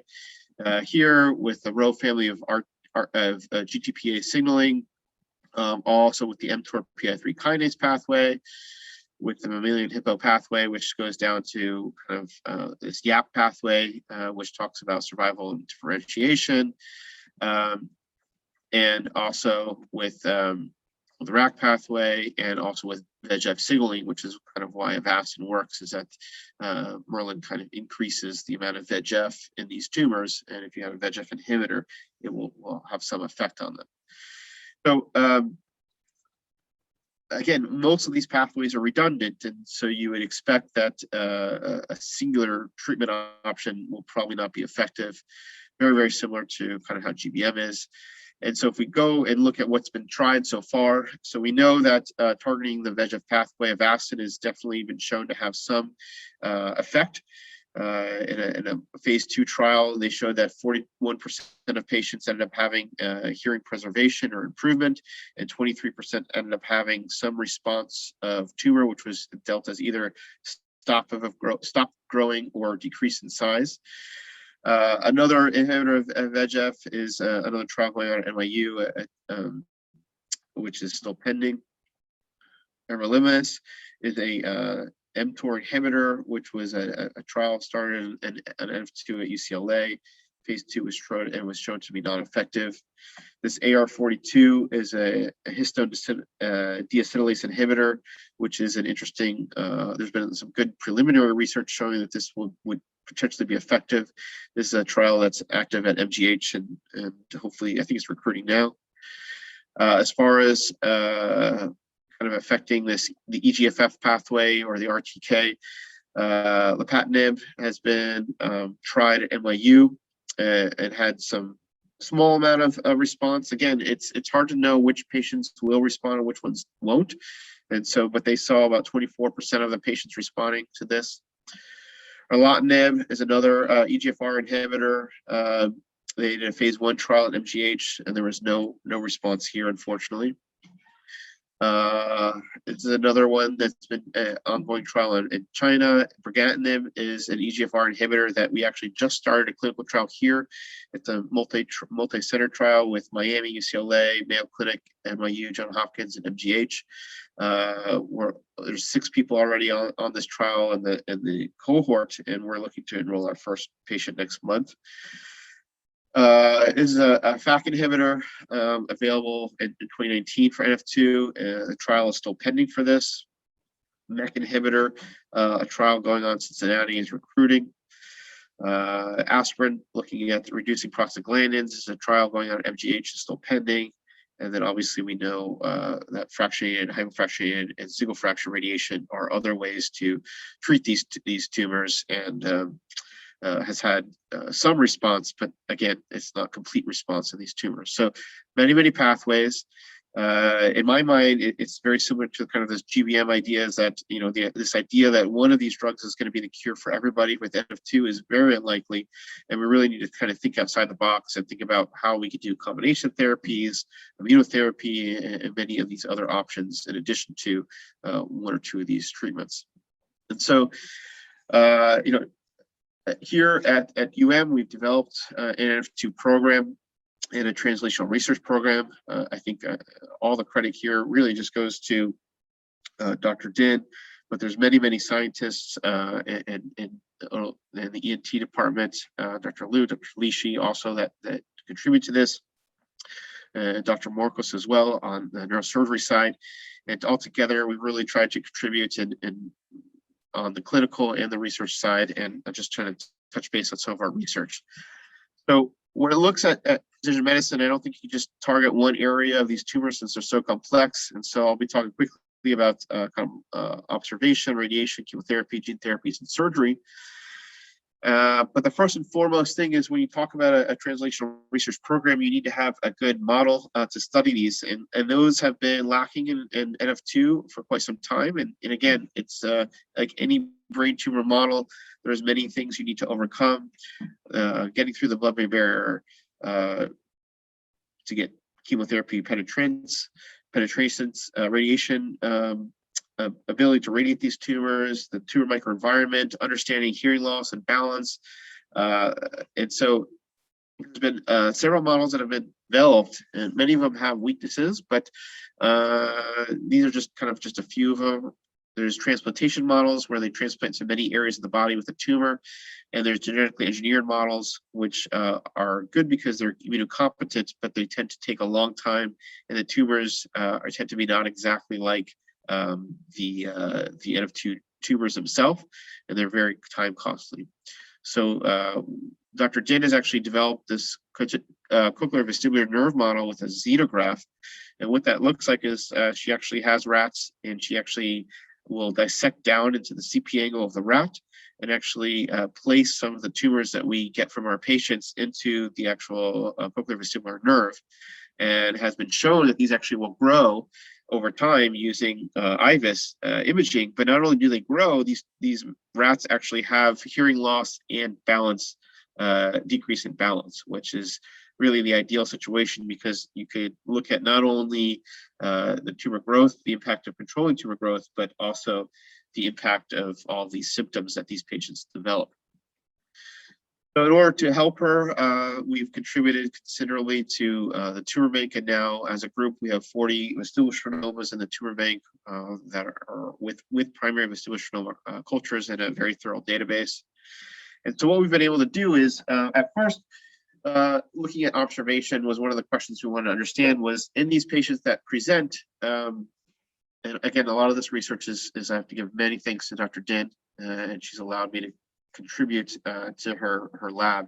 But we've, together in our cases, we've collected CSF of all of our patients around the tumor, and we've looked back and to understand at when patients present with hearing loss and which ones don't, because it doesn't always correlate to the tumor size. And what we found is that when you have actually different types of macrophages, it looks like there's a correlation between the M2 and the M1 type of macrophage and how the patient's tumor is responding. And tumors that are actively growing at the time of resection tend to have more of this M2 type of macrophage, which secrete IL-4, IL-8, and TGF-beta, which have been shown to have are more tumor-promoting cytokines. And tumors that are more stable in growth size, but the patients have presented with hearing loss, tend to have more of an M1 type, where a TNF-alpha cytokine, which, as we talked about earlier, is more has more of this ototoxicity. And so by knowing this, it again alludes to this data that in the future we may be able to screen these patients and their CSF to look for these macrophages, and may be able to target them to try to preserve hearing or maybe counteract tumor growth by actually targeting their macrophages. And that data is still pending. Looking at radiation biology is very interesting.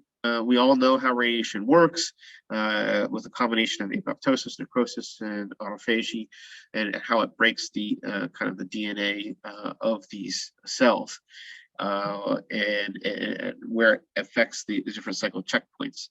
And so we grew out 6 different vestibular schwannomas. These are pictures of the tumors that we resected, and they were grown in Dr. Jin's lab and then exposed to radiation.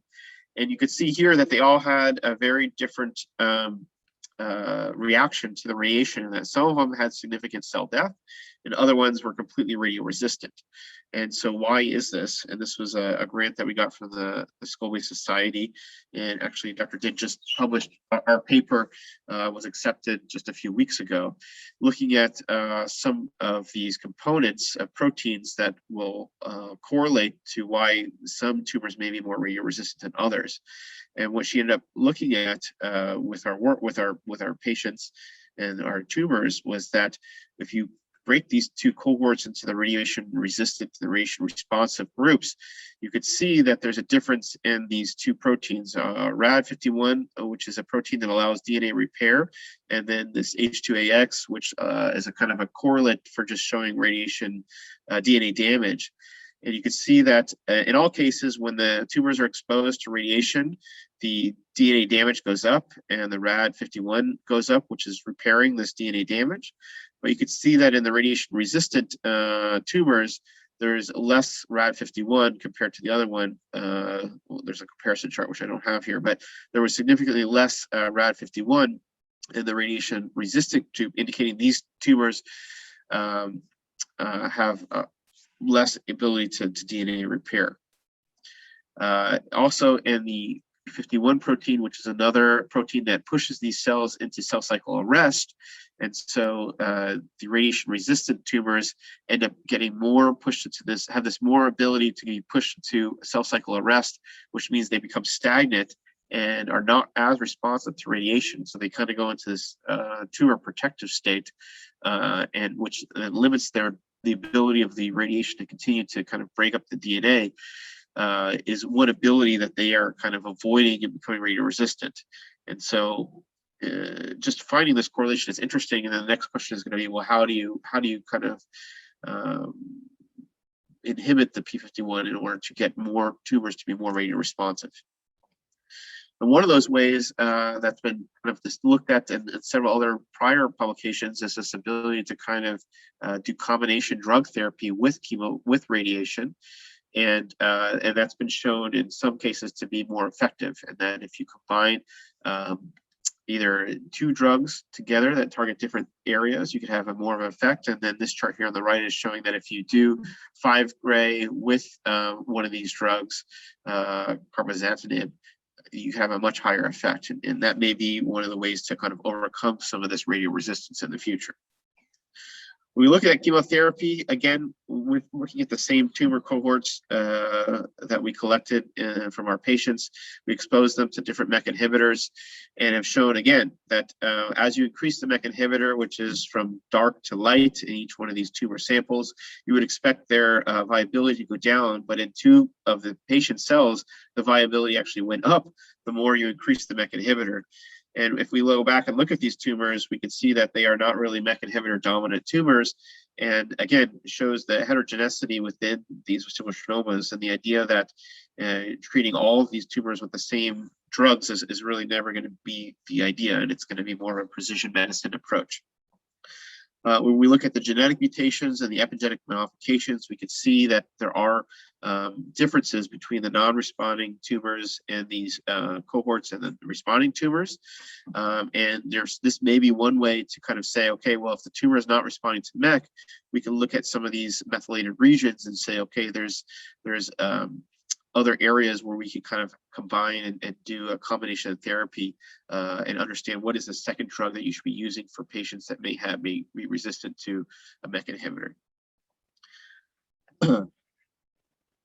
We also looked at the macrophages. Dr. Day also looked at the macrophages in these tumors and showed that, again, when you have different kinds of macrophages in each one of these tumor specimens, different percentages, they respond differently to different medications. And when you have many 2M2 macrophages, that these tumors tend to be more resistant to chemotherapy. And again, targeting the macrophages as well as the tumor may be important in future treatments. And in fact, we even looked at the difference between hard tumor trunks and soft tumor trunks within the same tumor and found that, again, the percentage of macrophages just within the same tumor varies significantly, and their response to chemotherapy, again, changes. Gene therapy, this has been around, this idea has been around for several years, but is really coming to fruition now. There's been several studies that have kind of said, okay, well, what if you just repair the NF2 gene with gene therapy and try to change it? Can you kind of make these patients stop having many tumors or help stop the growth of their tumors? If you know somebody has NF2 early on at a young age and you do gene therapy, can you prevent them from developing many of these tumors later in life? It has not been done yet. I mean, I think it's a great idea. NF2 Biosolutions, which is one of the nonprofit organizations, has actually devoted a large amount of money, over $2 million, to kind of tackle this idea, and has been working with several labs to try to get to a phase 1 trial eventually to look at this idea of gene therapy, gene therapy for these NF2 patients. And the last part is surgery. Which again, if all these other things work, will be the last resort in many of these patients. We've looked at this idea of trying to highlight the difference between the tumor and the cranial nerves and the border. We looked at specifically, if you could highlight the tumor of sodium fluorescein, can you highlight and identify the facial nerve or other cranial nerves earlier in surgery, which will allow you to more safely protect it and also allow you to kind of make these decisions of how to preserve it earlier on rather than waiting to the end and stimulating through the tumor. And so this is a paper that was published by one of the prior otology fellows, Dr. Enrique Perez, one of his AOA grants, looking at just in the lab, if you expose these Schwann cells that we've got from our patients with sodium fluorescein, you can see there's significantly different fluorescence than human Schwann cells. And then one of the other ENT residents took these to the next level, and using Dr. Din's model, actually gave the rats sodium fluorescein and looked at the actual brains on sacrifice, and showed that, again, there's significant fluorescence of the schwannoma tumor compared to the surrounding brain. And whether or not this can help with identifying tumor in nerve is in actual patients is yet to be determined. But you can see there was such a significant difference in the fluorescence. There's no question that it highlights very well. They did a small analysis look, which polled both neurosurgeons and otologists on if you had the fluorescence available versus not having the fluorescence available, would you be able to see more of the tumor? And in fact, there was actually no difference in the surgeon's ability to look at the tumor, but there was a significant ability to kind of detect the cranial nerve and the surrounding normal brain by having this tumor being fluoresced. And so it may not allow you to take out more tumor, but it may allow you again to protect the normal brain and the normal surrounding structures better by understanding where those interfaces may be. And we're looking at starting a trial with that here at Jackson with our patients in the future. So in the last few minutes, I just want to kind of look a little bit about my experience with operating over the last couple of years. Obviously, these tumors are very, very challenging to operate on, and there's a significant learning curve. I think as a young surgeon, sometimes as a resident, you don't get to do the entire case, and it's frustrating. And that slows the learning curve, but it's for well-being because the decision making at the end of these cases is very challenging, and there's a sharp learning curve. And I think the learning curve tends to look more like this, which is up and down, before rather than just a slow slope. And as residents, many of you are here at the beginning. I'm not sure how many residents are still here now. A couple of them. And I think that being at you definitely get to see a large amount of patients with a diverse amount of presentation, and I think that's the number one thing that really helps you with these with more complicated surgery. For instance, this was a patient of mine that I saw in the first year, which was an endolymphatic sac tumor. I'd never seen one in residency, probably because the incidence of these tumors is 1 in a million, but it presents to you, but by knowing the surgical techniques and by watching all of the challenging cases, you develop these skills to try to resect these tumors as much as you can. And so being at a residency program like with a lot of patients, having faculty that teach, having the skull-based lab and taking advantage of it and devoting time to skull-based and technical microsurgery is the key to improving. So I look back at my learning curve, just becoming an attending. So now I've done 65 acoustics since I've been here, and this is kind of the numbers per year. They continue to go up. And this is the breakdown of the different approaches that we used. Obviously, the main stay is retrosigmoid approaches here, which is definitely not the case in a lot of in all institutions. But I think here we have that philosophy that retrosigmoid allows you better access. And just some of the trends that I've noted. I'm not going to go through all the data, but I think Nick Kahn for kind of going through my data, and we're just about to submit this paper. But breaking the cases, the 55 cases down to like the first, second, and the last third. What I've noticed over my trend is that we've definitely decreased the number of CSF draining cases where we've needed EVDs or lumbar punctures in the cases. The surgical time has gone down by about 4 hours over these cases. So now under 10 hours. This is from in the room, out of the room time. So there's a lot of anesthesia time built in here. Facial nerve outcome cases, outcome has also been improving steadily. Extended resection has stayed stable. And as far as facial nerve outcome long term, this is on a House-Brackman scale. A majority of the cases have had very good facial outcomes, and I'm very proud that very little of our patients have any leaks or infections, which really one wound infection in these last cohort is really, really good. So I think even with there's been a lot of papers saying, okay, was it 25 cases, 100 cases, 1,000 cases to kind of achieve that? And I think if you have a great training experience, spend time in the lab, and take the time to observe and get involved in these cases, even with a short experience, a short learning curve, you can kind of achieve very good results. This is just one example of that. A patient of ours worked at the Dolphins, and the executive office had a very large acoustic neuroma, and had a very good resection, facial nerve weakness, but he's a young patient, went on to ride the Dolphin Channel, got married, and they just had a kid actually 2 years ago now. It's an old picture, and he's doing well. Just for the residents in the last minute, some learning points for tackling surgically these tumors. Again, they're benign tumors, and so quality of life and for preserving good outcomes is really the number one importance. And how do you do that? Well, avoiding bipolar, making sure that you're using more tamponades. These tumors are typically not very bloody, although occasionally that does occur.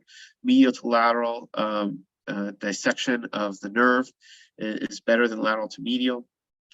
Making sure that the brain is slack, checking the head position, making sure you really optimize this as much as possible. But at the same time, I feel that by not doing CSF drainage on these patients allows the brain to stay moist and through with CSF, and prevents the nerves from really charring throughout the case, which is important. Understanding that schwannoma resections is not the same as meningioma resections, and that all of the structures typically are pushed to the outside of the tumor, which can allow you to kind of improve your speed. And make sure that you use your multidisciplinary team in order to have the right patient selection for all these cases, which is the number one thing to improve outcomes. And obviously having great mentors like we do here with Dr. Morgos, Dr. Talishi, as well as at my residency as well. Overall, I feel like the future of NF2 is bright. There's a lot of work to do. Precision medicine is key. And I think that we have a great multidisciplinary team here that's working on it. Of course, a lot of this work was not done just by me. In fact, I think I have to give all the credit to Dr. Den for all of the research component of it. She's just done a phenomenal job, has great vision with kind of going forward with this. And I thank her for including me in a lot of her research projects. The leadership of Dr. Morgos, Dr. Talishi has been outstanding in order to push forward with our NF2 program and to really become one of the leaders in the country. And then can't thank the science enough, and the research mentorship from Dr. Christina Fernandez Valley, Dr. Welford, Dr. Marples, and our audiology team as well. So thank you so much. I'm not sure if there's any questions.